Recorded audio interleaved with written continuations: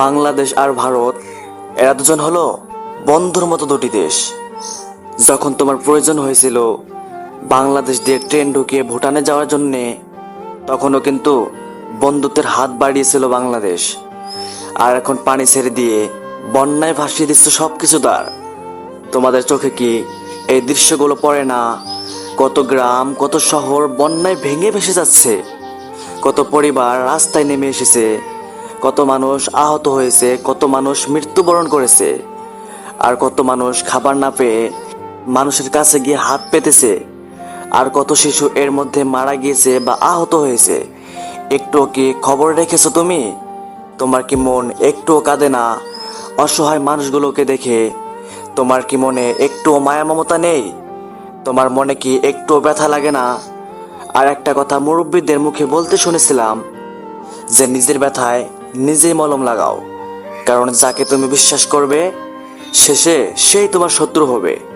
কথাটা অবশ্য ব্যথার জন্য ছিল না, শেষ পর্যন্ত প্রমাণটাও তুমি দিয়ে গেলে। আর আমার সব থেকে বেশি দুঃখ লাগলো যে যেই গরুকে তোমরা গাই মাতা বলো, তাকে কিভাবে ডুবাতে পারলে বন্যার জল দিয়ে? তাহলে না জানি নিজের মাকে কোথায় আর কিভাবে রেখেছো। আর সব থেকে বড় কথা হলো, মুসলমানরা না হয় তোমাদের কিছু লোকদের কাছে শত্রু, কিন্তু তোমাদের জাতি ভাইরা কি করেছিল তোমাদের? তারা তো আর তোমাদের শত্রু ছিল না। তাদেরকে কেন বন্যায় ডোবালে? তাদের কেন বন্যা দিয়ে বাড়ি ঘর আর পরিবার ছাড়া করলে? আর কত মানুষকে যে দেখলাম বন্যার জলে ভাসতে, কত রাস্তা ভাঙতে, কত মসজিদ মন্দির ভাঙতে, শুধুমাত্র এই বন্যার জল দিয়ে। কোথাও নেই একটু মাটি কবর দেওয়ার মতন, ভাসিয়ে দিচ্ছে আপনজনকে না পেয়ে কোনো ঘাটি। আর একজন বুড়িমার সামনে তার ছোট্ট ঘরটা কিভাবে ভাঙলো শুধুমাত্র বন্যার জল দিয়ে। তিনার যে কতটা খারাপ লেগেছে সেটা শুধু তিনিই জানেন। আর তিনার চোখের প্রত্যেকটা ফোঁটার হিসাব দিতে হবে ওই ওপরওয়ালার কাছে, এই বন্যার পিছনে যার হাত রয়েছে।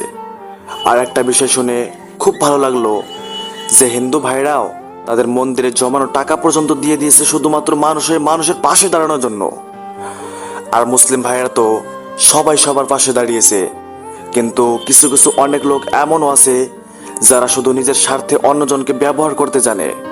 এই বন্যার মাঝেও তারা ভিডিও করে তাদের নিজের স্বার্থ বুঝেছে। আবার কিছু মানুষ নিজের সবটা দিয়ে সাহায্য করেছে এক অপরজনের জন্য, হিন্দু মুসলিম ভেদাভেদ ভুলে। আর কিছু কিছু মানুষ বলছে যে এই বন্যার মাঝে আলেমরা কোথায় গেল? তো ভাই, তোমাদেরকে বলছি, তারা যা কিছু করে আল্লাহর জন্য করে। তারা ওই কিছু থার্ড ক্লাস মানুষদের মতো 10 টাকা দিয়ে ভিডিও করে 100 টাকা কামানোর কথা ভাবে না। আর আমাদের ওমর ভাইয়ের তো কোনো তুলনাই নেই। যতটা তার জন্য বলবো ততই যেন কম মনে হবে। ওমর ভাইয়ের মতো আরো অনেকজন আছে যারা খুব মানুষদেরকে সাহায্য করেছে নিজের স্বার্থ ভুলে। স্যালুট জানায় ওমর ভাই এবং ওমর ভাইদের মতো সবাইকে। আর এই বন্যার মধ্যে হয়তো সবাই একটা জিনিস লক্ষ্য করেছেন যে একটা ভিক্ষুক তার ভিক্ষার বাটি থেকে টাকা তুলে অসহায়দেরকে সাহায্য করার জন্য দান বাক্সে দিয়েছে।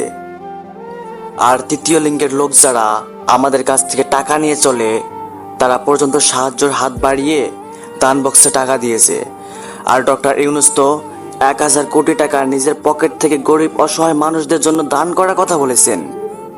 সত্যি খুব বড় মন এই সমস্ত লোকগুলোর। আপনাদের সবার জন্য দোয়া রইল আমার মন থেকে আল্লাহর কাছে। খুব তাড়াতাড়ি যেন আপনাদের এই কষ্টের দিনগুলো কাটে। ধন্যবাদ সবাইকে, ভুল হলে ক্ষমা করবেন।